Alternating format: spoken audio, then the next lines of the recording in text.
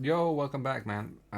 So yesterday we had the reveal trailer for Path of Exile's new update, the O5 update, Return of the Ancients, and I recorded my initial reaction on Twitch, so I'm gonna upload that here, and then I will say this real quick because I'm having a little bit of back issues right now, so I'm in a lot of pain, and watching the video yesterday, I kind of didn't absorb everything that was being said because there was infinite amount of things happening, and it was really hard to keep up with all the new stuff because every time they would say something, I would like kind of go over it in my mind, thinking about what the potential were, and they were already on to the next, and then the next, and then the next, and then the next thing. You know what I mean? And it just kept going, and we got to a point where I was like just trying to hold on for dear life to understand what was happening because there were so many fucking things happening, and I'm really impressed.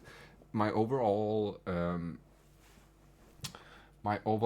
view on this update is this might be the greatest update we've had so far.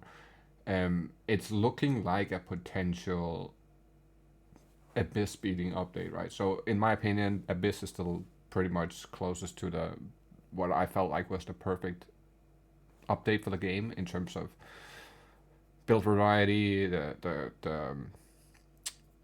general like crafting and stuff like that, right? Like the Abyss one was the one I preferred the most as far as we've gotten. Temple wasn't bad. It was fun and all, but it kind of got a little bit too much just because of how much we were dropping and just getting like multiple mirrors and stuff like that was not necessarily the coolest thing ever. It was so cool dropping my first mirror, and I wasn't even in Temple, that was just a regular map. But dropping that initial mirror was super cool. But then after that fact, when I was just running the Temple and we were dropping them left, right, and center, it kind of took away from the experience of dropping it, right? But yeah, I'm looking forward to it. So without further ado, let's get into the video, and I'll leave it to the live stream. And hopefully you guys like what you see. Like, comment, subscribe, all the good jazz, and we'll catch you all in the next one. Have a good one. We are good to go in 5, 4, 3, 2, 1. And we have liftoff. I'm Jonathan Rogers, Game Director on Path of Exile 2, and welcome to GGG Live. I didn't make We have a huge amount of stuff to share today, so it's going to be a good one. Twitch drops are enabled on today's live stream, so you'll be able to claim the Red Queen's font hideout decoration by following the instructions below. Oh, that's going to be so with that out of the way, time to roll the trailer for Path of Exile 2, Return of the Ancients. Uh-oh, boys. Those in darkness once lay dormant,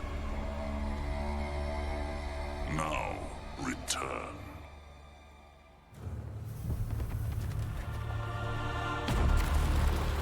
So this looks like it's multiple different Ubers, you know what I mean? Like, there's like multiple statues.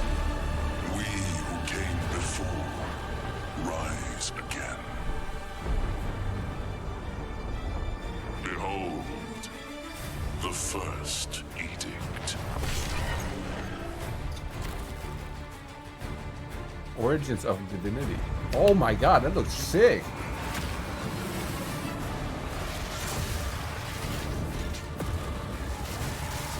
Hmm. 30 new in-game areas? New orb in the pinnacle. Oh.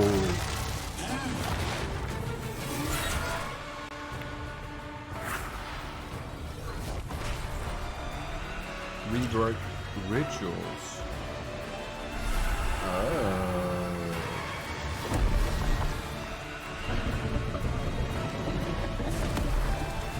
New ritual pinnacle boss, bruh. Woo.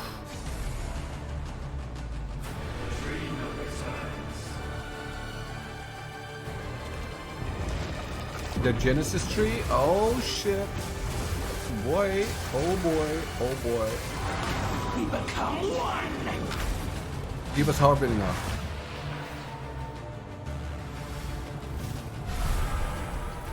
Delirium rework. Oh, the color scheme, bruh. You see this? I like that. Hell yeah.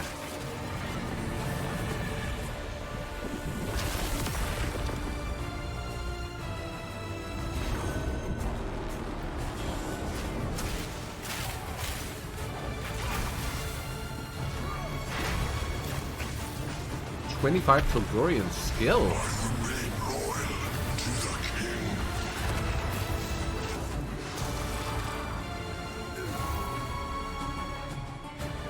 Explore the ocean. Oh shit.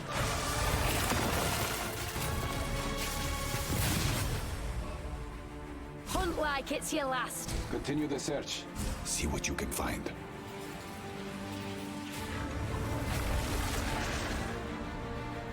What? Whoa. 50 new bosses and pinnacles, bro. Whoa. New Atlas tree? What the fuck?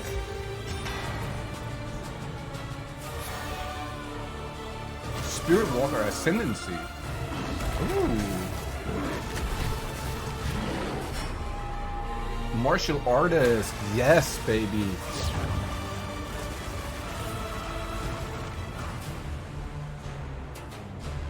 $40 new uniques. Oh my god. That's how you fucking do it, Bussa. Right there. This is how you do it. To face us is to face oblivion. Oh my god, this is fucking insane. This is absolutely ridiculous. This is OP. How the fuck did they manage to do this? That is too much. That is so much. What the fuck? So as you can see, there's just so much going on in Return of the Ancients, it's hard for even us to keep track of it all. Now, we promised that this one was going to revamp the in-game, and I'm very excited to talk about it. But first, we've got to talk about the League. So to do that, I'm going to hand things over to Mark. Hi, I'm Mark Roberts, Game Director on Path of Exile. Mr. Now, Roberts. for those of you who are new to Path of Exile, each time we release an update, we also release a new league. Not only do we have a new economy, but we also introduce new content through the campaign, which gives you a fresh play experience right from the start of the game, as well as new mechanics, storylines, and in-game bosses. Yes, baby. In the Runes of Eldur League, you will encounter a man being attacked by the undead in Clearfell. After saving him, he introduces himself as Pharaoh, a young blacksmith trying to bring back the ancient art of Ezomite runesmithing. He has been collating his discoveries in a tome and is keen to show you how runesmithing works. By inscribing symbols on these ancient Ezomite remnants, you can create all manner of old magics. Unfortunately, on doing so, the corpses of the nearby undead are revived and infused with some of the latent power, making for a difficult fight.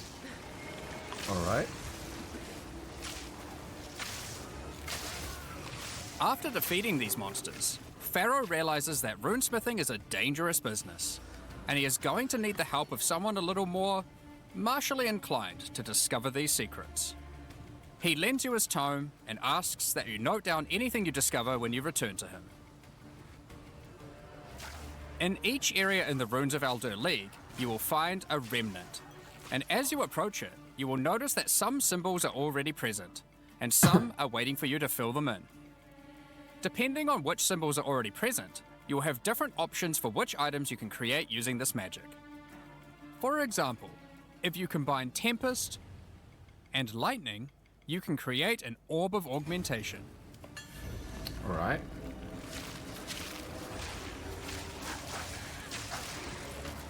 So how do you craft a mirror?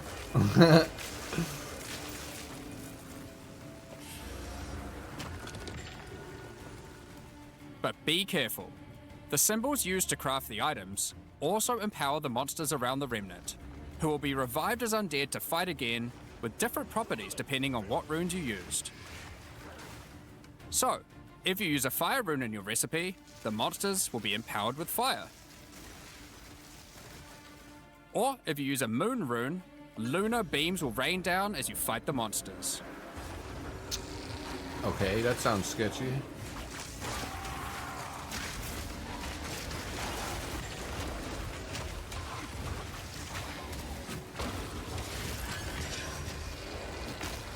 After the fight, Virizium. break the remnant to receive the item you crafted. As you get higher level, you will start to find remnants with more slots for more runes, allowing you to Yes. craft rarer items. As the number of slots increases though, more waves of monsters will be added, with each wave being empowered by more and more of the runes. Okay.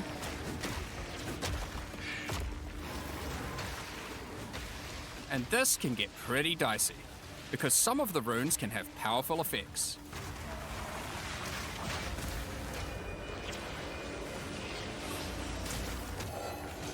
Warana's chest side. What the fuck? Like the Oath rune, which will cause one monster to be nominated as a leader, spawning waves of minions.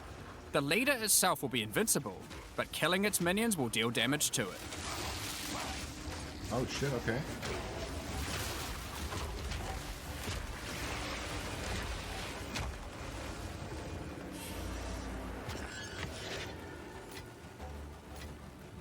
Some recipes can get pretty large, requiring 6,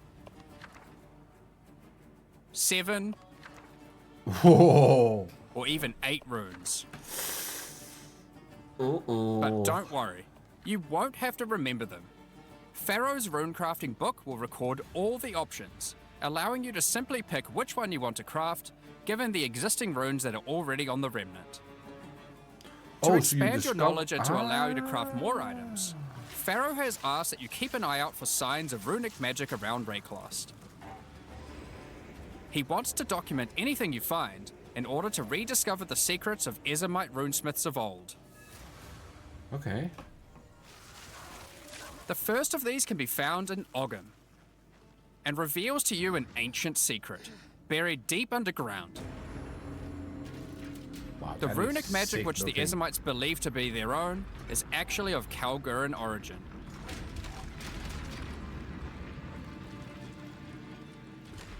The detail. Thousands of years ago, the Kalgurans came to Rayclast to find sources of verisium, a metal on which engraved runes allow control over reality. Pharaoh is determined to learn these ancient ways and gain mastery over them. I have that skin. If you can bring him more verisium, I have the he'll be anvil able to skin. use it to smith power into any armor, granting you runic ward, the power harnessed by the Kalgurans since ancient times. Runic ward is a new resource that protects you from death. Should you run out of life, your runic ward will kick in, sustaining your body until your life can return. It effectively acts as an What? extra life pool. Of course, should you take enough damage to run out of that, you will still die. I don't know if I Every like single piece that. of armor in the game can be upgraded this way. Even uniques. Some are just a strict upgrade, giving runic ward with no downside. Others are more extreme, sacrificing defenses to get a much larger amount of runic ward. There are even some that add new modifiers to uniques entirely, making them much more viable for higher level play. But the Kalgurans use runic ward for more than just a defense. It can also be used to power many other magics. Instead of using gems created from corruption, the Kalgurans used runes of power and fueled them with runic ward. Many of the options available from remnant crafting are new types of Kalguran skills that exclusively spend runic ward to wreak havoc. An example is Triskelion Cascade. Using it will cause your next spell to be triggered multiple times in a Triskelion pattern. You can use it with skills like Ice Nova that you cast from yourself, Okay. or with something you target at a distance, like Comet. There are also skills to modify existing effects using runic magic, like Frost Flame Nova. Using this skill on a pack of burning enemies will transform the Ignite into Frostfire, both burning them and building up freeze at the same time. You have basic Okay, buffs this like is Hollow Shell interesting, that actually. guards all nearby allies. I don't know if I like the invincibility part though. That seems a to little more dumb. complicated mechanics like the Mark of Repulsion that creates a mark capable of pushing away all nearby enemies. Instead of spending mana, like skill gems do, all these skills cost runic ward, and unlike gems, they don't have a color. This means that they don't care about attribute requirements, or what kind of weapon you use. These skills are designed to be used on any class, and so often interact with mechanics that apply across many characters. By combining different runes together, the Kalgurans were able to support their runic abilities, and you can as well. There is also a set of runic supports that can be combined with regular skill gems in interesting ways. Okay. Concussive runes allows you to add these concussive shockwaves to any skill that stuns. While Runic Infusion lets you spend ward to directly empower the damage on any skill. Now, there are other quests during the campaign too, that unlock even more interesting crafting methods. Okay. Buried deep in the jungle in Act 3, you can find the Mystic Refuge, containing even more secrets for Pharaoh to learn from. Using this knowledge, he gains the ability to reforge unique weapons. With this technique, many low-level unique weapons can be upgraded to do significantly more damage. Now that is Now, nice. we've been able to take a bunch of uniques that had interesting modifiers, but were not in-game viable, and give them a bit of a boost to get there. And it's not just low-level uniques. All Kalguran uniques are able to be runeforged this way too, and they can do some pretty interesting things. Like Searle's Grit, a new unique, which when runeforged can get one of several different outcomes. Now, there is still so much more that you can craft with remnants. There are also 100 new runes, as well as many other new crafting currencies. This is the runes of Eldur after all, and some of these runes have quite powerful effects. For example, this elemental conversion rune will convert all the existing mods on a non-unique weapon from one element to another. Using it, you could combine a weapon with all 3 elemental damage mods into a single element, making a weapon with massive amounts of cold damage. Okay. There is also a rune that lets you destroy your rune sockets to turn them into a dual socket on your item. Now that is And insane. there are even crafting meta runes that can unlock new types of mods when used with regular crafting. For example, this Rune of Chronomancy will unlock a set of time-related mods to be crafted on your boots. Once placed inside, use regular crafting orbs to attempt to get new mods like cooldown speed or increased skill effect duration. Oh. You can also create a new type of currency called alloys. Using regular metals alloyed with verisium, new modifiers not normally available can be directly crafted onto your items. Using imbued alloy could improve your ailment damage, for example. There are honestly so many options here that unlock all sorts of crazy crafting projects. So I think people will be experimenting with these for a long time. Once you get to King's March in Act 4, Pharaoh finally meets Danig, a real Kalguran runesmith. And riddled with excitement, he wants to learn how to merge modern Kalguran techniques with the ancient knowledge that he has found. From here on, Pharaoh joins in the Kalguran expeditions that Danig has been leading. With the ancient knowledge that Pharaoh brings to the table, the Kalguran expeditions that Danig has been going on will change significantly. For those of you who haven't played it, the Expedition League mechanic involves carefully placing explosives, uncovering the buried dead, and recovering verisium from them. By choosing where to place the explosives, you can choose which kind of challenges you would like to face, or rewards you would like to claim.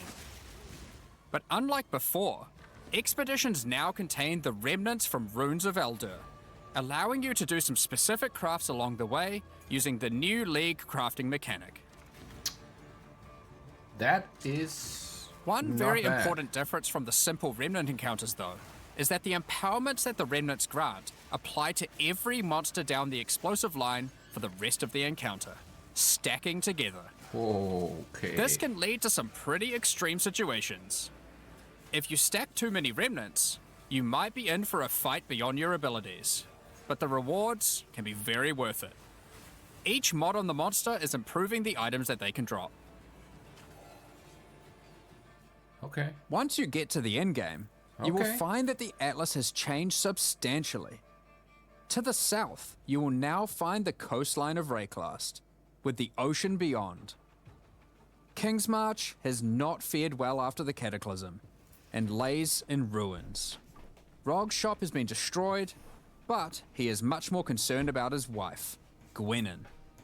He would like to launch an expedition deep into the ocean to find her, and this begins a new major mechanic for expedition, exploring the ocean. I Previously, like it. a logbook was a single encounter.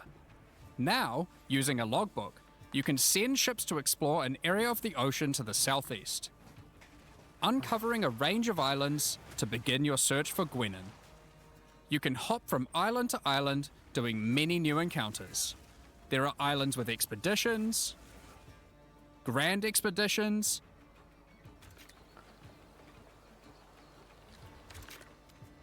new bosses, and all sorts of other unique things to find. Eventually, you will find the island that Gwenyn has been holed up on. It turns out that she has found the tomb of an ancient Kalguran, Medved. While she appreciates you coming to her rescue, she is still keen to blow open the doors of the vault and take whatever you can find inside. Hell yeah. It's just a shame that Medved isn't as dead as you previously assumed.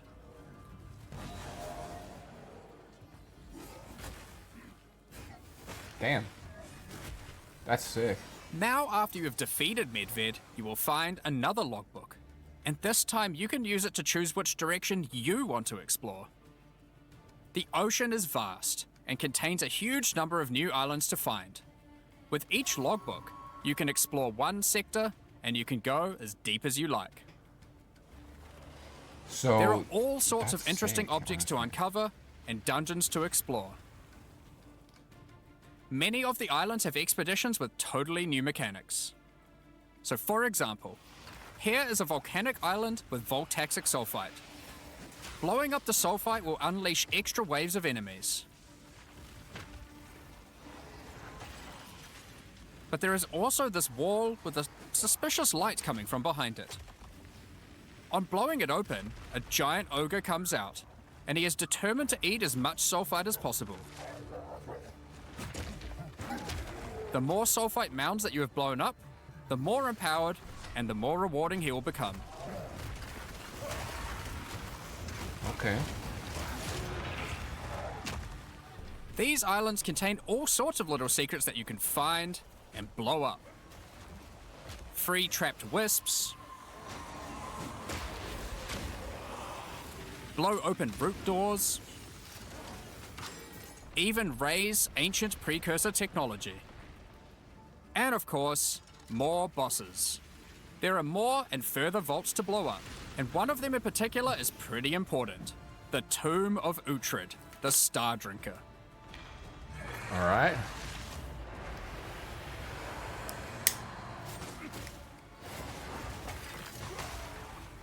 Uhtred was responsible for calling down the meteors of Verisium, which the Kalgurans used to power their ancient magic. And upon defeating him, he calls down a truly gigantic one into the ocean nearby. On visiting it, you find that it is shrouded by a strange energy emanating from the Verisium core of the meteor within. There is something growing in there, and it can't be anything good. In order to gain entry, Yo. Danik suggests that the Triskelion Flame, an ancient Kalguran artifact that can absorb and cancel the effects of Verisium magic, could be used to enter. But to find it, you will need to locate the Tomb of Olroth, leader of the Knights of the Sun.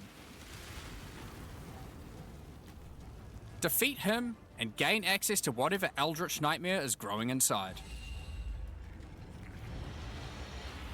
Now, we're not going to spoil the boss, but one thing you should know is that the Verisium that makes up the core of the meteor is of a quality that has not been available for millennia. Bringing this to Pharaoh and Danik should allow them to forge some objects of power, the creation of which has been lost to time. Oh shit. So that's the League, and there is a lot going on. To sum all that up, there is a new encounter with over 30 new monster types and over 30 new rune modifiers to enhance them. You can create more than 100 new runes to craft your gear, as well as dozens of other new currency items. And there are new quests added to the campaign to unlock even more new crafting options. Rune forging armors, upgrading uniques, dozens of new Kalguran skills and supports, tons of new islands to discover by I really exploring like the the way they're ocean, implementing the Atlas 5 new to bosses, become including a new pinnacle more boss, interactable, and it has like effects to it. and So you a do bunch of something new and it uniques to changes top it off. It's a brilliant idea. But there is still a ton more to come. It's time to talk about the massive changes to the in-game. But for that, I'll hand it back to Jonathan. Now, as Mark hinted at before, the in-game Atlas is very different now, and the ocean to the south is the least of the changes. The entire area around your starting location is now teeming with new questlines and things to discover. Will you investigate the strange forest to the west? The cracks in the earth to the east? Or perhaps visit the ruins of a Val city in the north? The Atlas now has fixed points of interest at specific locations, giving you specific objectives that are easy to find. Like before though, no matter which objective you choose, going to towers to see what's out there is always a good idea. The first time you do that though, something new happens. The earth shakes, and a gigantic fortress rises from the earth. A remnant of the ancient precursor civilization.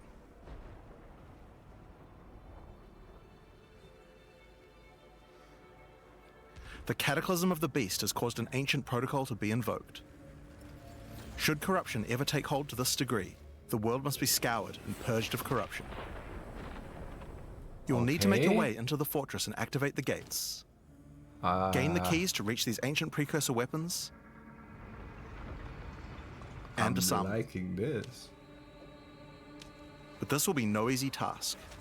The fortress has many areas to explore and many new things to find. You will power up ancient machines, fight new and deadly foes, discover many new areas,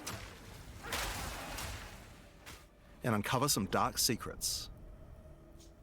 Now, the Fortress is the first of the new full in-game storylines that we're adding in 050, and there's a lot going on with it. But not only that, it has some pretty cool new mechanics as well. The areas inside the Fortress are special. Many of them have new mechanics or rewards that they grant. Like this map, where all the rares are contained in essence crystals. Or this one, which replaces all monster packs in the area with strongboxes. Alright. Or this one, which spawns an Asmeri spirit that always moves on from a rare after you kill it, allowing you to chase it through the entire map. Ooh, okay.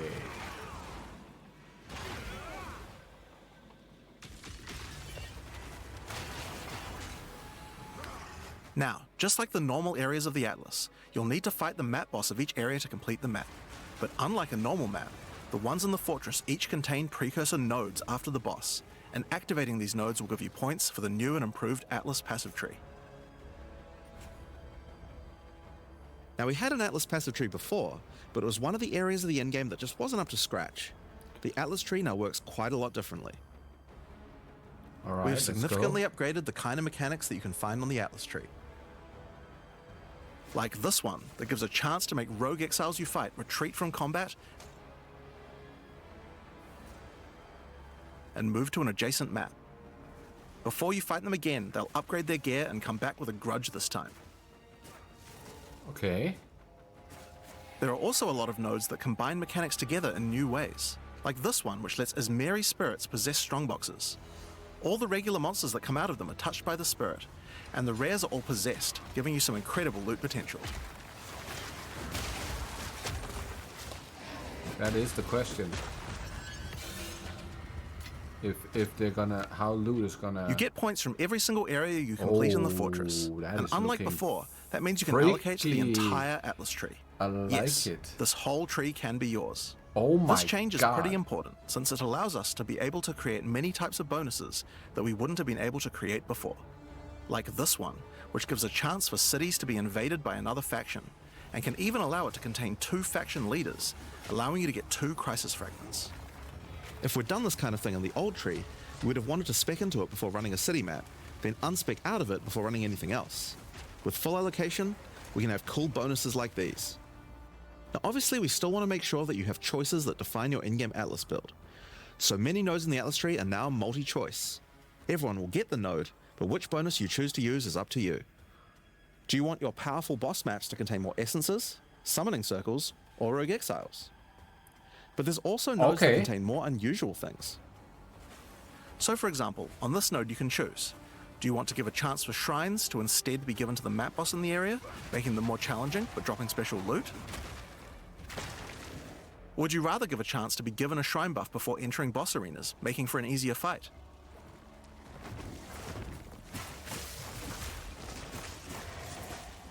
Now, I could probably nerd out about cool stuff in the tree all day, but we should probably get back to the fortress. Okay. Now, one of the really important things we wanted to do was make it so that all the boss fights in the endgame are now accessible with a quest line.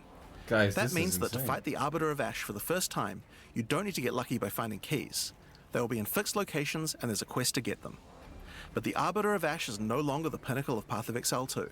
For that, you'll need to travel into the very center of the fortress. Ooh. An incredible challenge awaits you, should you choose to go there. After the storyline, you still unlock keys for pinnacle bosses in the usual way, exploring the world and finding the keys required to get to them. But we have added a lot more interesting things to find out there as well.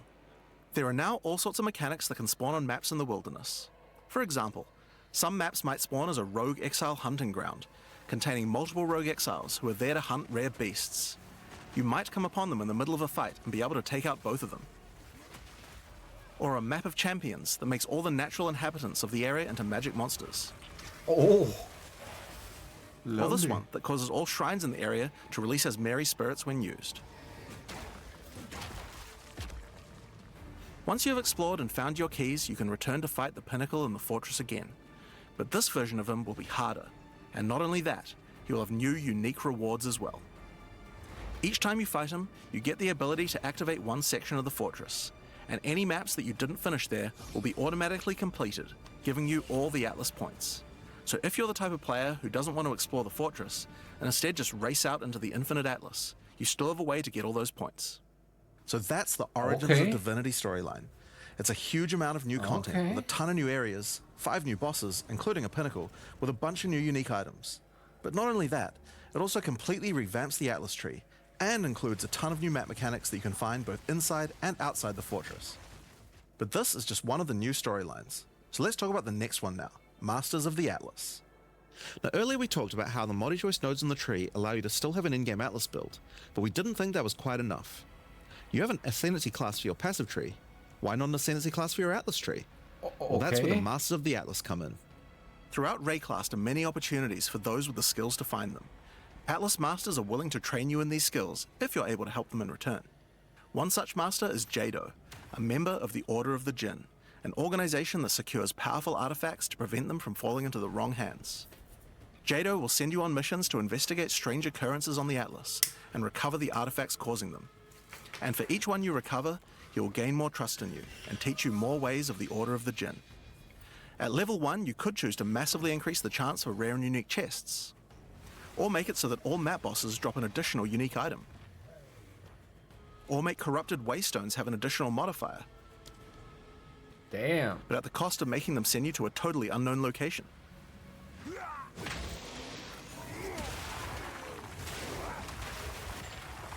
Each mission you complete for Jado will unlock another row of abilities and give you another point to allocate, letting you choose how you want to specialize.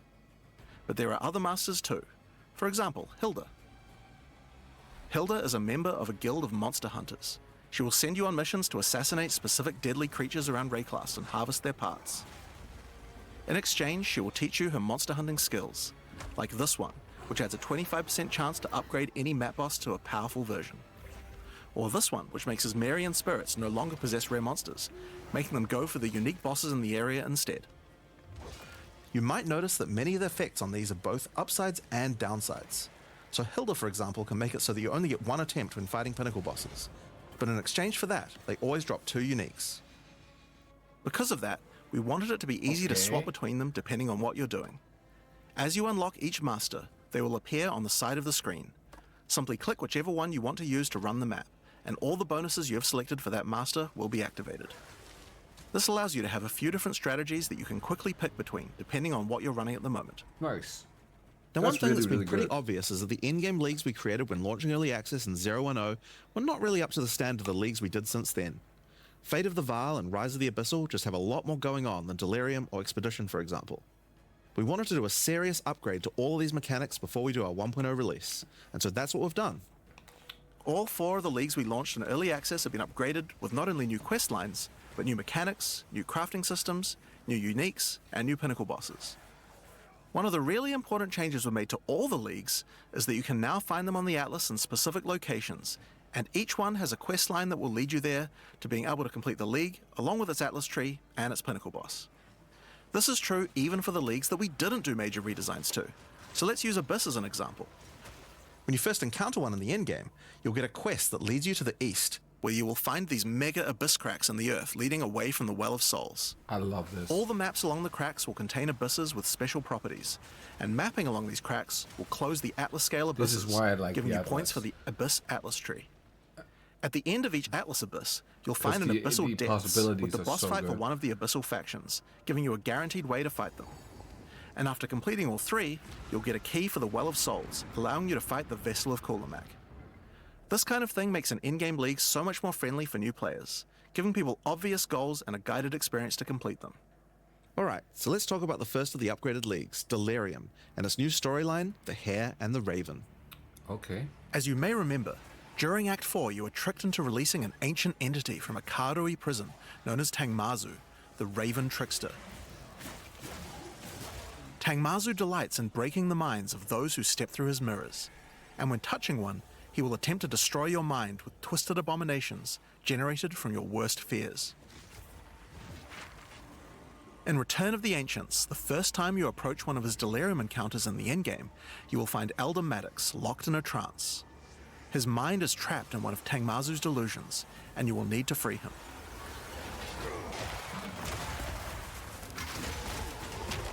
Once free, Elder Maddox demands that as you caused this problem, you should put it right. He asks you to travel west to the Withered Willow, the location he believes that Tangmazu first gained his powers. But be careful. As you travel there, the Raven Trickster will attempt to break your mind. Each map around the Withered Willow features Delirium encounters. Now this is more than a simple quest upgrade. The mechanic of Delirium has been overhauled and expanded. At the bottom of the screen, there is now a bar that indicates how deep into Delirium you are. You can see which direction leads deeper by looking at the fog, and the deeper you go, the more challenges you will face. By looking at the bar, you can see how long you have until the Delirium ends. And you can also see special encounters that you will face if you're able to go deep enough into the fog. At the end of the bar is always the boss of the map, but we now have a variety of other encounters that you might find as you explore the horrors of your own mind. For example, you might encounter a purple mirror shard that when shattered will cause all the enemies to become more nightmarish. After hitting this, you'll notice the Delirium demons are enhanced, significantly more powerful, larger, and scarier in general, along with more rewards. Or should you encounter a red mirror shard, you'll be sent into the depths of your mind.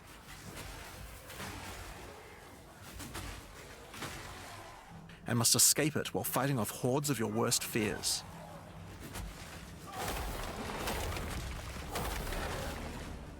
If you are able to do so, you will gain a powerful amulet with 2 instilled notables on it. Ooh. Once you reach the Withered Willow, Elder Maddox discovers that a shard of the mirror is missing. You will need to track down Tangmazu and restore it if you have a hope of discovering how to defeat him, and that means entering the Raven Trickster's mirrors in an attempt to locate him. Each area around the Withered Willow contains Delirium encounters, so that's a good place to start. As you do Deliriums, some of the special encounters will drop liquid emotions. Normally these emotions can be used to instill amulets to add notable passive buffs to them, but in Return of the Ancients, emotions have a new function as well. Each one now has the ability to add crafted mods to jewels, allowing you to add specific mods to an item slot that can be quite difficult to roll. For example, Liquid Despair will allow you to add critical hit chance, while Liquid Suffering will allow you to add movement speed or Air of Effect to your jewels. But there are many more. Goodness. Once you've done enough Delirium encounters, the location of a Grand Mirror, an entrance into Tangmazu's realm, is revealed. But it won't be that simple to enter. Using his powers, he reflects the map boss for a ridiculous empowered fight, then destroys the entrance into his realm of madness.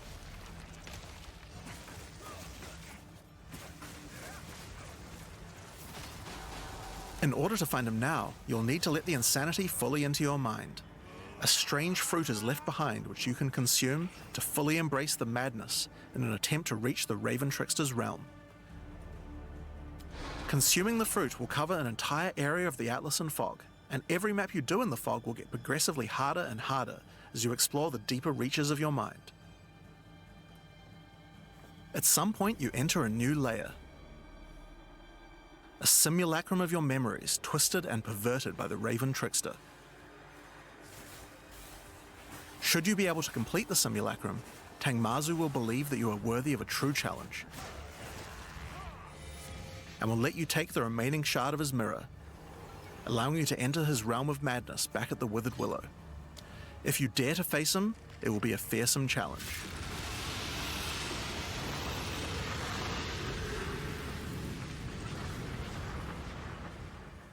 So, that's the new storyline of Delirium. As you can see, it's not only a questline, there are new mechanics, new crafting options, and new boss fights. But one question you might have is, what happens after? Well, once you've completed the story, grand mirrors will start appearing on the Atlas sometimes after completing Delirium encounters. After doing the grand mirror, you can select where on the Atlas you want to do your fruit-induced drug trip and get another key to fight Tangmazu. But this time, the fight will be quite a bit harder. And not only that, the fight will be able to drop a bunch of new uniques that were not available in the questline version. We'll show some of those later. After doing a grand mirror, the decision of where to spread the fog can be important, because there are some potent emotions that only come from certain map bosses affected by Delirium this way.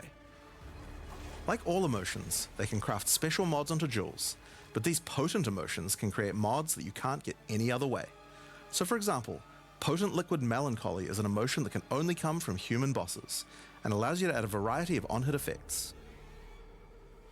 Also, you might want to try instilling amulets with these emotions. They could have some interesting effects, with some powerful notables that do not normally exist on the tree. Like Storm's Rebuke, which makes armor break boost your cold and lightning damage. But also notables from a clearly deranged mind, like Calm's Blessing. This skill allows you to ancestrally boost fire spells after using a Warcry. How about using an ancestral Flame Blast? Now, just like before, you can also upgrade the League by getting points for a dedicated Delirium Atlas tree. But this now works in a much better way and has much cooler effects. The maps in the Delirium area of the Atlas give you Delirium passive points for completing them, so it's easy to see how to progress. Some nodes will add new types of mirror shard encounters to your Deliriums. Like this one, which will pause the Delirium for some amount of time, allowing you to more easily get to higher depths. Or this one, which adds extra Delirium modifiers to monsters when you pick it up. There are also nodes that can add new types of drops, like this one, which modifies Simulacrum encounters to add special liquid emotions, which can craft time-lost jewels. And nodes that apply to the Atlas mechanics of the League. Like this one, which causes the Grand Mirror to spread Delirium fog over a larger area of the Atlas, potentially containing multiple simulacrums. Alright, so that's the changes to Delirium. The core mechanic now includes a bunch of new things to find, new monsters to kill, and has new mechanics on the Atlas. It also has new crafting system for jewels, and over 20 new unlockable notables for amulets. Not only that, but you have a new pinnacle boss with a bunch of new unique items, and a massively upgraded Atlas tree just for Delirium. But there's still a lot more to come, so let's talk about Breach next. Okay. When you first do a Breach in the endgame, you will find Aelith, one of the Keepers of the Flame, an ancient order of monks dedicated to preventing the Hiveborn from entering the world. As you seem to be a keen slayer of demons, Aelith would like to recruit you to the order and asks that you travel to their monastery to the south. On the way there, you'll start to encounter more breaches, and will notice one of the first changes to the breach mechanic. You still have to kill monsters as fast as you can to keep the breach open, but now you can visibly see how much time you have left to keep it open, and how each kill extends its duration. Once you've reached the monastery, you will learn more about the Keepers. In the 25 years since the events of Keepers of the Flame in Path of Exile 1, the war with the Hiveborn has not gone well, and they have managed to establish a foothold in the world nearby. A gigantic area has fallen to the Scourge, and the Keepers are unable to get inside. Inside the monastery is the Genesis Tree, a powerful asset to the war effort, stolen from the enemy and gifted to the keepers by the Dreamer himself. Using the tree, Aelith could create a breach stone and penetrate the Hiveborn foothold, but without Hive Blood, the tree has withered. To get Hive Blood, you will need to take advantage of another new mechanic of breach. If you can keep the otherworldly portal open for long enough, the breach will stabilize and will enter a new phase. The Hiveborn will send their toughest miscreations to defeat you, and the breach will not close until you can annihilate them, dropping Hive Blood that you can use to restore the Genesis tree.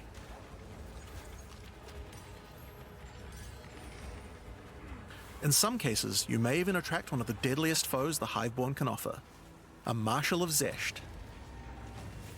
These monsters also drop womb gifts, and if you take these to the Genesis tree, they can be used to craft items to help you in the war against the Hiveborn.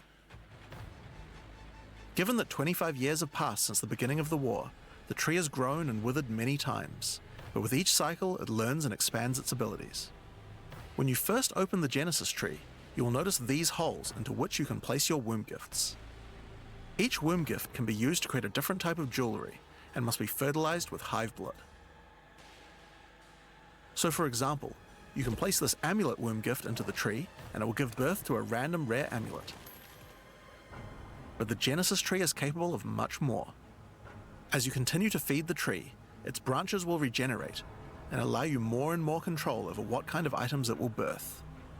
So for example, this branch of the tree will allow you to control which base types of amulets can be birthed.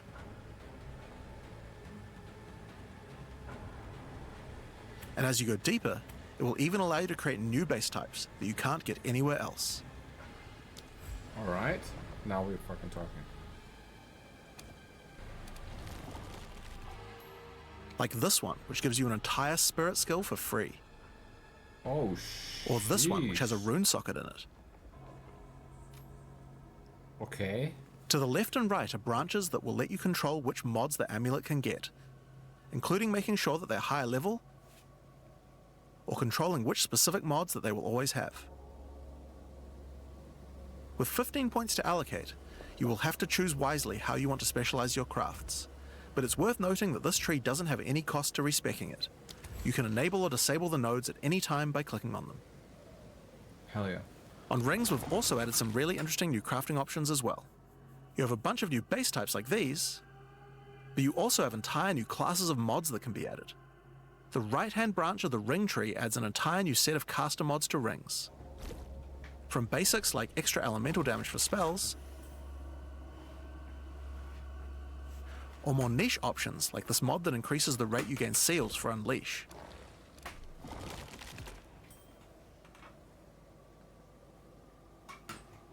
And on the left-hand side, you can unlock an entire new set of mods for minion characters. This stuff is actually pretty important, because casters and minion builds didn't have as many slots with interesting item crafting compared to attack builds. The Genesis tree narrows that gap. Nice. There are also trees for belts and currency. I won't go over them too much here, but there are all sorts of goodies in these too, like being able to create new catalysts for jewels, Ooh, for jewels. or a belt that gives lightning damage. Once you've done enough breach encounters, you may finally get a womb gift capable of birthing a breach stone.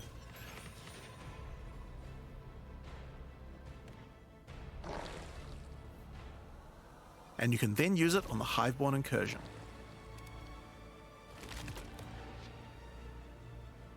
Once used, the true extent of the Breach Demon's foothold becomes clear.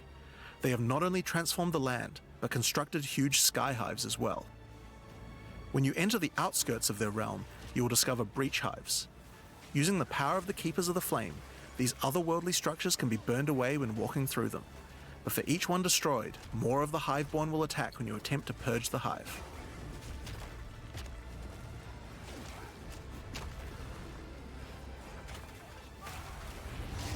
These encounters are particularly rewarding for womb gifts, so you'll want to do as many of these as you can. But your real goal are the sky hives deeper into the domain. These twisted creations are securing the demon's entry into our world. Inside the very center are the Breach Lords Tool and Ash, and you will need to defeat them if you want to get rid of the foothold once and for all. Now, once you've completed the questline version, there is still more to do. You will find other breach domains on the Atlas randomly in your travels. For each one, you will need to find a breach stone, destroy the sky hives, and defeat the breach lords. And doing these encounters is what will give you access to fight Zesht, the existing breach pinnacle boss, which you can access by communing with the Dreamer himself inside the monastery. While completing the questline for Breach, you will also be gaining points for the Breach Atlas tree, and there are a lot of cool new options here.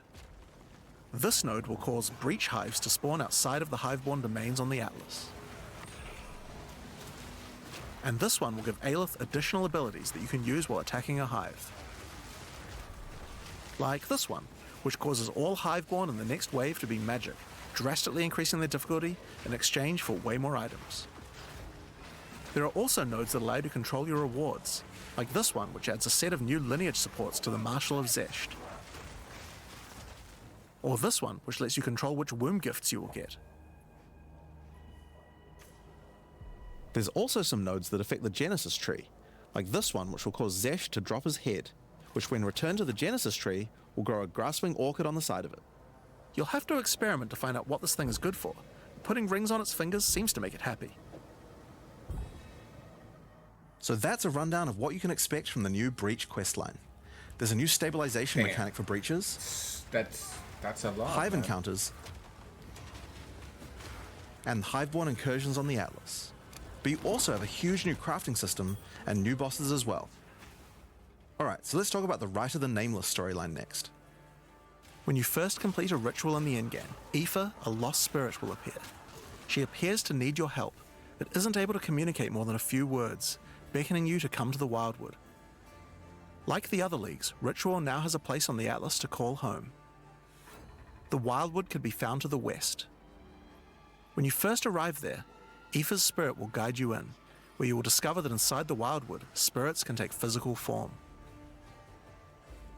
Aoife has been bound to this place by the King in the Mists, and requests that you free her, but in order to do so, you will need her body, currently in possession of the King.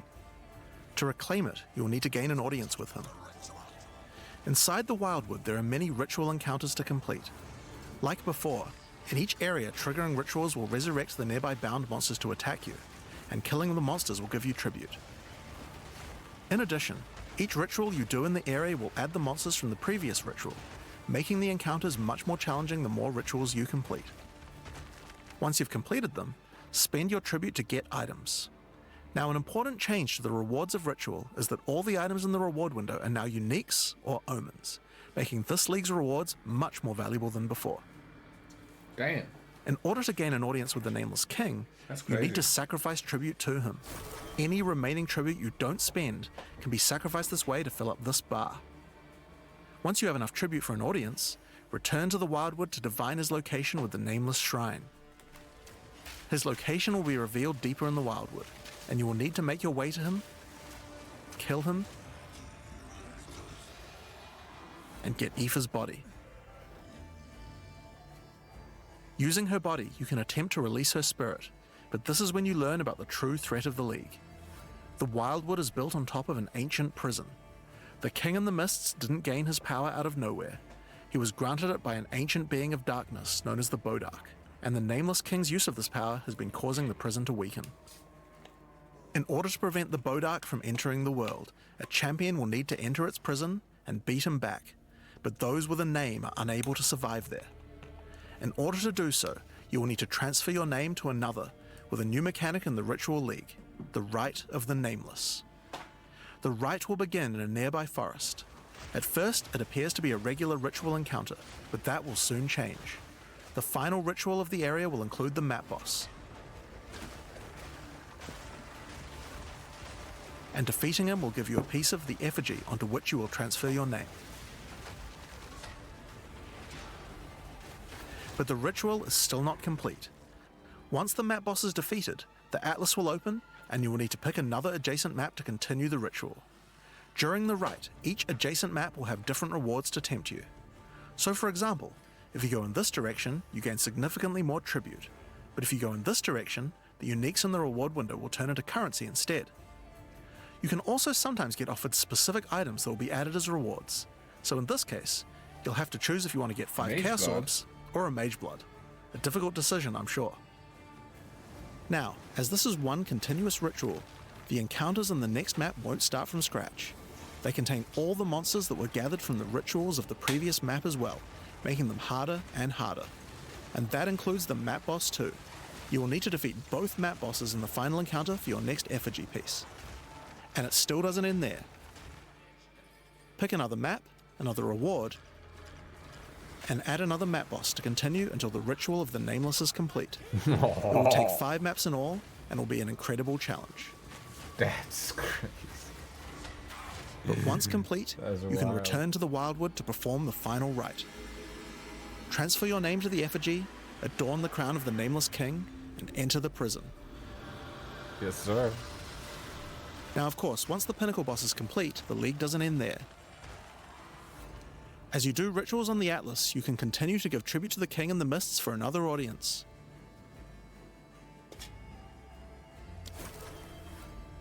Pick another forest to begin the rite of the Nameless once more, and this time with a harder Pinnacle boss and new unique items to find. Of course, we've also significantly upgraded the Ritual Atlas tree. Get points by completing maps in the Wildwood, and you'll be able to unlock some pretty cool nodes. Some of them affect the Rite of the Nameless, like this one, which extends its duration. You thought fighting 5 map bosses at once was hard? How about 6? Or this one, which makes maps during the rite have more reward mods, often having 2. Okay. You also have nodes that allow things to combine with other content, like this one, which gives a chance for rituals to be created inside summoning circles, adding a random boss to the ritual encounter. There is even a node which adds a new type of possible ritual, the Audience with the Queen, which causes the Bride of the King to sometimes appear. Okay, so that's ritual. But let's have a look at what this means for in-game content as a whole for Path of Exile 2.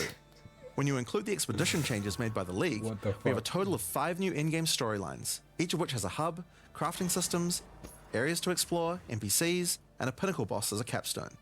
Not to mention the Masters of the Atlas storyline as well. But more importantly, you now have immediate quests as soon as you arrive at the endgame, and goals with obvious progressions that you can see how to finish. Each in-game questline has a progress bar that you can pop out from the side of the Atlas screen at any time that shows you how far through you are, and buttons that will take you to the hubs for them. Overall, it's just a way better in-game experience with a significant number of fun objectives Smart. to complete. That's smart. But just in case you didn't have enough goals, we did have one other thing that you might want to complete this league. These are called challenge leagues after all. Where are all the challenges? Well, players of Path of Exile 1 will be used to the fact that each league comes with a series of challenges that you can complete in order to prove that you are indeed the best. We haven't done these yet in Path of Exile 2, but it's time to change that. If you're able to complete them, you'll earn pieces of the Knight of Alder armor set. Opening the challenge screen will show you a series of 8 challenges. After completing each one, anyone in chat or in the forums will be able to see your prowess. In addition, you'll get a statue to put in your hideout showing anyone you trade with how many challenges you've completed. You'll earn the first piece of the armor set after doing 2 challenges, and the full armor set after completing all 8. So that covers all the content you'll encounter in Return of the Ancients. But what That's about some new sick. tools to fight against these new pinnacles with? Well, we also have some new Ascendancy classes as well, but to introduce them, I'll hand you guys back to Mark. As Jonathan said, we have 2 new classes to show you today, the Spirit Walker and the Martial Artist. Let's start with the Huntress's new class, the Spirit Walker. The Spirit Walker has developed an affinity with the Asmerian animal spirits. She is able to infuse the power of multiple spirits at her choosing. On the bottom part of the class, you will find paths for each wisp you would like to commune with, be they Okay. primal, vivid, or wild. Each one can give you different abilities that align with the stag, owl, or bear. Each ability gives you a method to become possessed by wisps of that type, and a new ability when you spend them. The stag allows you to summon stampedes when you attack. The owl grants boons in the form of their feathers, which adds extra projectiles and enhances the projectile speed of your next skill. And the bear simply summons a giant bear companion to your side. The bear will maul, slam, leap, and do intimidating roars to debuff your enemies. Now you can specialize more into each of these wisps, but if you want to combine all 3 of them, then a new hidden power will be unlocked, the power of the Sacred Wisps. This node is free and enhances the quality of all 3 of your spirit animals. Your bear will take some of the damage you take and grant you life regeneration. Your stags will become more aggressive, leaping towards enemies, and your owl-empowered skills will leave a trail of soaring ground behind them. But that's not all. The Spirit Walker has other powers beyond wisps, such as Idolatry, which can give you large bonuses for using idle socketables in your equipment. And this one, which is my absolute favorite. The Spirit Walker, having attuned herself with nature, can gain the ability to tame beast bosses, opening up a whole suite of very cool options for your build. Maybe you tame the mighty Silverfist in the jungle depths. Or maybe a 3-headed chimeral beast in the chimeral wetlands. Or then there's a giant frozen owl beast, Rakar, the Frozen Talon. There's so many choices. You're going to have to experiment a bunch with this one, and I'm very excited to see what bosses you all choose to have as your trusted boss companion. What the fuck? Next up, we have the crazy. Monk's new Ascendancy wild. class, the Martial Artist. After decades of training, he has mastered 3 of the 7 Hollow techniques. Channeling Hollow Form technique allows the martial artist to create illusions of himself, which then use a skill of your choosing. Perfect for turning skills with less area of effect into ones that can obliterate packs with ease. Should you find yourself overly vulnerable while channeling, you might want to take Way of the Mountain, which causes you to be covered in stone when you immobilize enemies, mitigating large amounts of damage. This can even enhance your attacks too. By hardening your weapon in stone, you can deal even more damage. After taking Hollow Focus technique, you can manifest your spiritual energy into objects. In this case, bells, which will appear around the martial artist and can be shattered by any of his attacks, even ones from the Hollow Form technique earlier.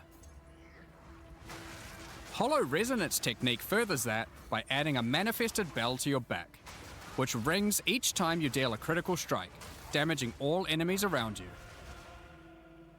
Through all the martial artist's thorough training, he has mastered the flow of internal spiritual energy too, and has engraved runic tattoos around his meridians.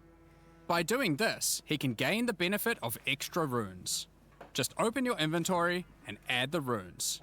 There is one that counts as a helmet, 2 as a body armor, 1 as gloves, and 1 as boots. Finally, your hands, the ultimate expression of a master of the martial arts. Taking Way of the Stone Fist will cause your gloves to become a new base type when equipped. Each modifier on the original pair of gloves has an equivalent, more powerful, and more impactful modifier. For example, these gloves add some physical damage, cold damage, lightning damage, some resistances, and life gain on hit. Now, when I equip these, they become literal fists of stone, and not only grant me a bunch more evasion and energy shield, they now also grant a lot more damage, some maximum Holy resistances, shit. and a significantly higher amount of life gained on hitting enemies.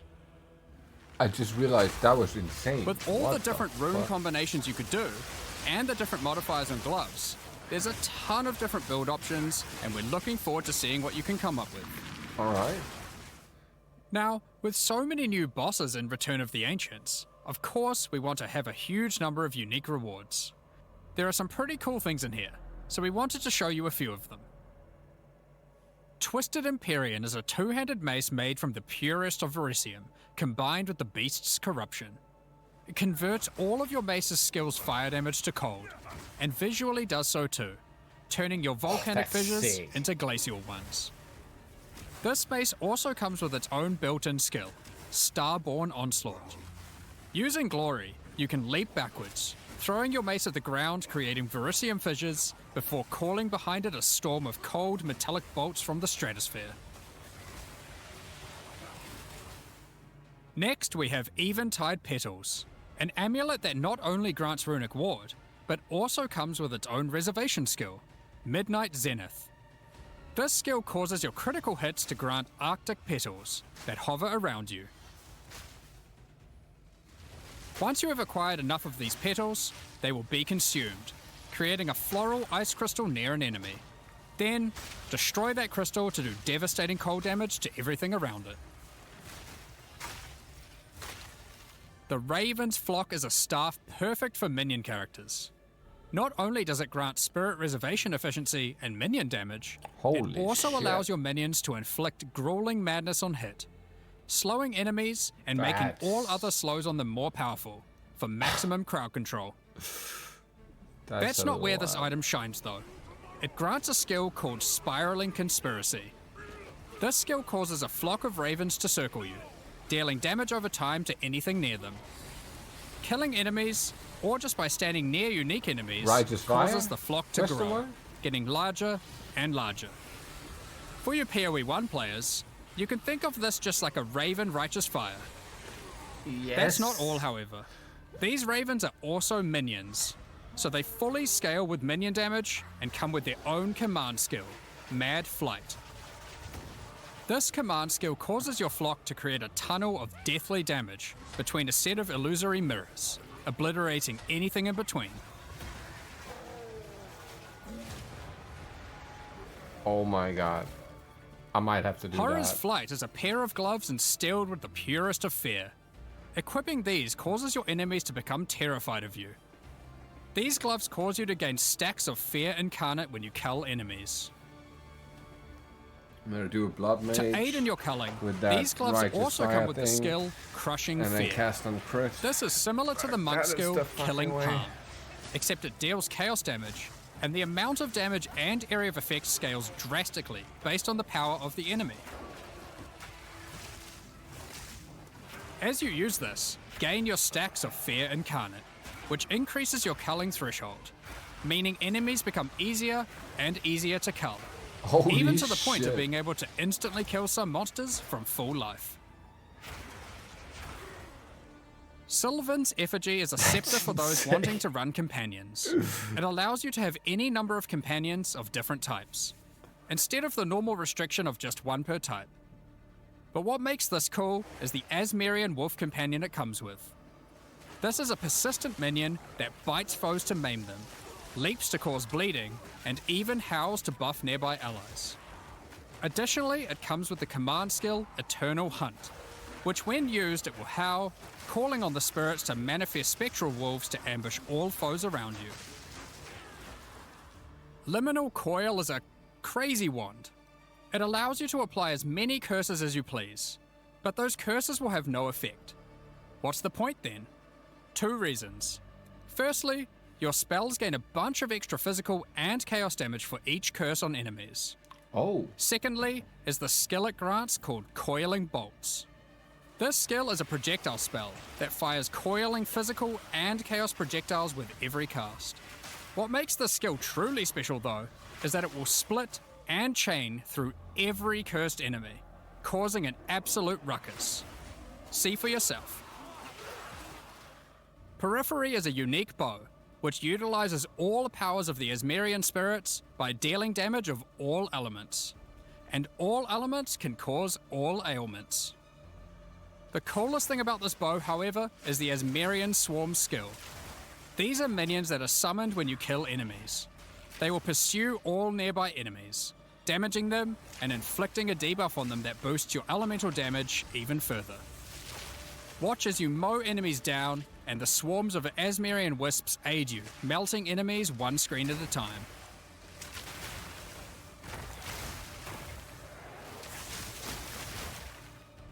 The Ordained is a new spear, mastering in physical and lightning damage, with high critical strike chance too. This spear allows you to leech life not only from physical damage, but lightning too. It also creates a fragment of divinity nearby periodically. What are those? Well, this spear has the skill Righteous Descent, which is an epic, divine leap, aided by angelic wings. Nice. If you use the skill when a fragment of divinity is nearby, it will become empowered, dealing significantly more damage, gaining massive area of effect, and bypassing its cooldown. Oh, that's When fighting a sick. boss, let a bunch of the fragments spawn, and then just unleash your divine havoc, obliterating them. Yes. That's insane. Last, but not least, we have a new unique jewel, Voices. Voices is simple. It consumes 1 jewel slot to add more. That's sick. There are versions that add 2 jewel slots, 3 jewel slots, and for those who are absurdly lucky or rich, one with 4 jewel slots. Equip it, and notice the slots appear next to your character's portrait in the center. Fuck me, this is insane. One of the things we are concerned about is how long it takes for experienced players to replay through the game in each new league. As we learned from Path of Exile 1, one of the things that can really help is having elements in the campaign that tell you where to go, if you know what to look for. We'll cover just one example per act for Acts 1 to 3, but there are many more than just these. For example, Hunting Grounds in Act 1 is a large, sparse area, containing multiple entrances and landmark encounters. Here's an example of some of the changes we've made here. Finding the ritual encounter in this area isn't too difficult. Now after completing it, a trail of locusts will lead to the entrance to Freythorn. Just follow it and find the source of the evil. You may also find corpses of dead animals, killed and pecked at by the crowbell. You'll notice a trail of blood leading away from them. Follow the trail and it will lead directly to the boss. Oh. We even put a signpost on the road to tell you which way to go to find Ogham Village.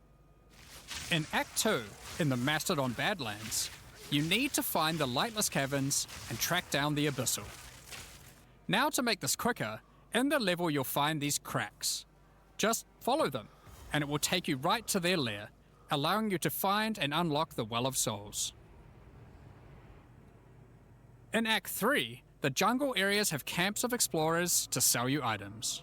However, they are now even more useful. By talking to the explorers, they will point towards the next area.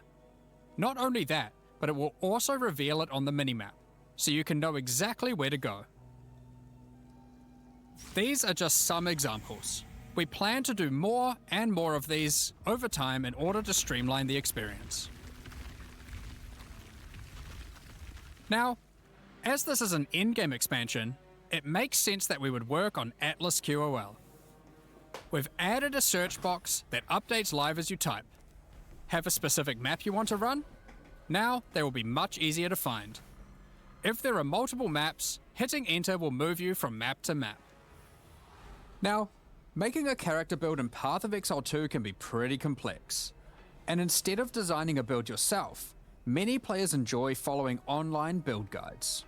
We have a pretty awesome community that has built many tools over the years for designing builds, but we wanted to improve the experience of following them. So, we are introducing a new build guide system directly into the game client. Here's how it works. Community creators who write build guides can now create a new file format, a build file.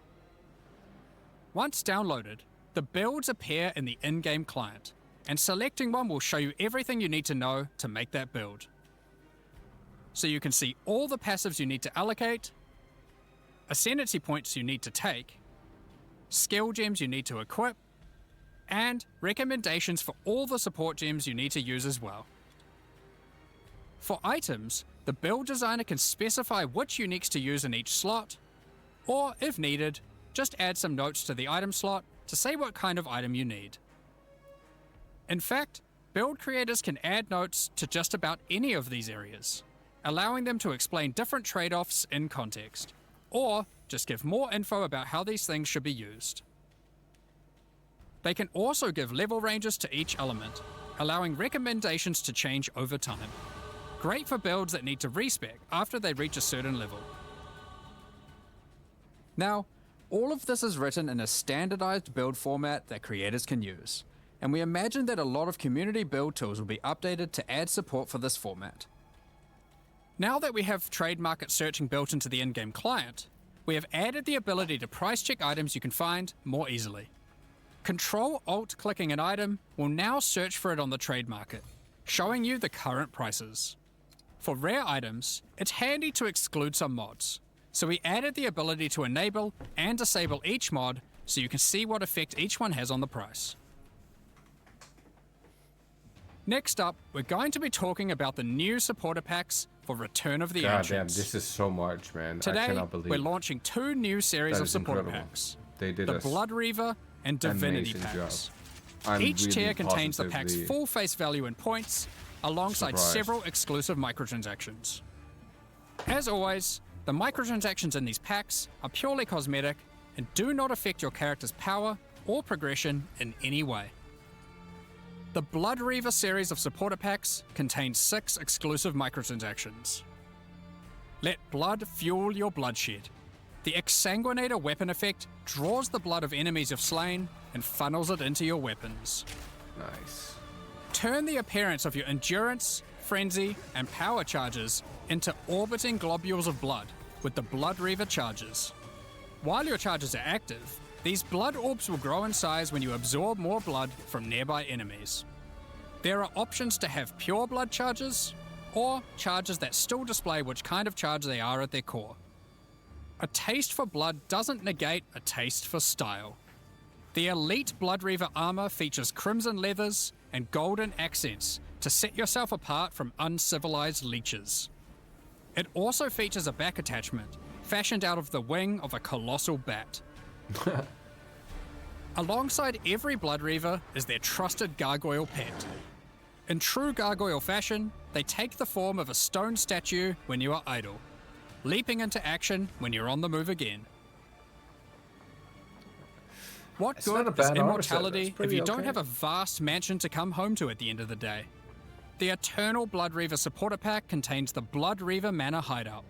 This exquisite 2-story estate features an organ, a grand dining table, and cages for your visitors. You can alter the walls to create as many or few rooms as you like. Alright. Last but not least, the Servant of the Manor, eternally bound to the Order of the Blood Reavers. This henchman will manage your store, so you can spend more time spilling blood. Stop that. We won't disappoint you. But if we do, you've our permission to beat us most violently. The Divinity Pack series also contains 6 exclusive microtransactions. Call on Divinity to aid you in eluding enemy hits with the Divinity Dodge Roll effect. Wow, that is pretty As you sick. sprint, actual divine lightning wings will form out of your back, leaving a trail of radiance as you engage or escape from combat. That is For sick situations that looking. are too dicey, call on the gods above to send down the Storm of Divinity portal Wow. to create a safe passage for you to retreat through. That's sick. Adorn yourself with the Knight of Divinity armor set, a highly revered attire only bestowed to those deemed worthy for the divine cause. Equipping the Divine Surge character effect empowers you with a storm of divine energy. Using skills causes the storm to burst from your character, spilling raw divinity into the area around you. The Arbiter of Divinity wings are the final piece remaining to emphasize the force divinity has over this realm. This ancient precursor machine was found locked away in a highly guarded vault. Its original purpose is unclear, but it has been altered to fuel your maps using the pure, everlasting divinity within the statue. The pillars surrounding represent how many portals you have left for your map. This map device also tracks your progress as you complete the new Origins of Divinity storyline, added this expansion. Additionally, all microtransactions from the supporter packs will be made available for use in Path of Exile 1. On release weekend, we will also be releasing the Return of the Ancients mystery box, which will contain 2 armor sets, a set of map devices for your in-game adventures, a new tracking scroll that records the amount of currency you've gained from the currency exchange or your shop, and Holy shit. much more, like a set of finisher effects and affinity stashes. That's not all, however. The Yes. Fragment Stash tab is finally coming to Path of Exile 2, and with it comes some tabception. Inside this one tab, there's a tab for your various boss key fragments. There's also a tab Beautiful. for all your precursor tablets, with each type of Thank tablet fuck. getting 6 tabs of storage. Thank Finally, you. there's a tab for your Jin barriers and inscribed Thank you. ultimatums, Thank both you. of which get They their hurt own me. 6 I was tabs. screaming there. That's a lot of tabs. So that's everything in 050. This is by far the biggest update we've ever made to POE1 I love or it. 2. I New in-game absolutely love storylines, it. pinnacle bosses, crafting systems, items, ascendancy classes, and so much more. And we know how they are. Now, They because could this update secret contains so drop much or in-game like content, just random we're drop doing significantly more ascendancy testing for than it if they usual. wanted to. For that to happen, It's we're not taking a little impossible. longer than usual between the announcement and the release. 050 will be released in 3 weeks on May the 29th, with the patch notes being released on the Friday before that, on May 21st. But there's just one more thing to talk about. Now that the endgame is up to scratch, we have to start talking about our plan for 1.0 release. The feedback we've had during early access has been critical for making all the improvements that we'll be making to the game. At the same time, we had to create enough in-game content to make an RPG that can call itself a successor to Path of Exile 1. Well, with 050, we now believe we have reached that point, and so this is going to be the last full-size league during early access. That's right, the next big update is going to be 1.0. Now, normally we would do our next big content release in August, but in the run-up to full release, our plans take a little longer on this one. As big as 050 is, 1.0 is even bigger. So we'll be launching 1.0 this year sometime after ExileCon. But that doesn't mean we won't be doing updates in the meantime. In this final phase, we have a lot of things to polish throughout the game and balance to improve. I'm sure there'll also be feedback about the new endgame that we need to incorporate too. The difference is that the focus is not going to be on adding more content like the previous updates, it's going to be on improving what we already have. But we still want to encourage people to try out all the balance changes and improvements that we're making. So we're going to be running a few event leagues during this phase alongside each update. Think remixes of existing mechanics or features. And speaking of ExileCon, don't forget to pencil it in on the weekend of November the 7th in New Zealand. ExileCon is a gathering of our players, and a chance for us to showcase everything we'll be working on for both Path of Exile 1 and 2. And this one will be particularly important for us, since we finally get to unveil some of the coolest content that we've been working on for a while now with Act 5 and 6. Tickets for the in-person event are currently sold out, but don't worry, all the announcements and talks are going to be streamed online for all of you to watch. Now, I'm personally so excited for this. This is the year that POE2 comes out. The campaign is finally finished. It's been 8 years to get here, but we're finally near the finish line. And with that, it's time to move on to our live Q&A. Goddamn. Well, that's fucking sick, man. I appreciate everybody for